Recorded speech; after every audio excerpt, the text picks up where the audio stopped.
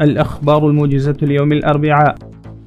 قام وزير الدفاع الوطني المولوي محمد يعقوب مجاهد بزيارة فيلق 207 الفاروق خلال رحلته إلى غرب البلاد، وقال إن وجود جيش المنظم في البلاد هو أحد أهداف النظام الإسلامي وأمنية الشعب الأفغاني التي تحققت.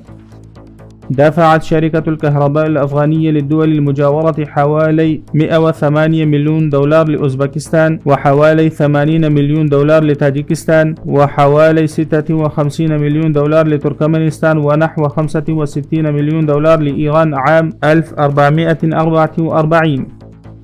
قال المساعد الإداري لرئاسة الوزراء مولوي عبد السلام حنفي في حفل تخرج طلاب جامعة كابول بوليتكنيك: نحن نفتخر بطلابنا ونتمنى أن يساهموا في تطوير البلاد وتقدمه في كافة المجالات. صرحت الهلال الأحمر الأفغاني: تم توزيع 8.5 مليون أفغاني مساعدة نقديا على 1000 أرملة في مقاطعة هرات. قام رئيس المحكمة العليا للبلاد الشيخ عبد الحكيم حقاني بزيارة المسؤولي المنطقة الغربية خلال زيارته لمقاطعة هرات.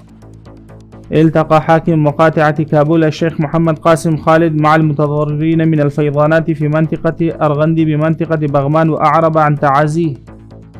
حسب تصريحات بلدية كابول، تم إرسال أكثر من 2000 طن مطري من النفايات من القنوات والأنهار المسدودة بالمنطقة الثامنة.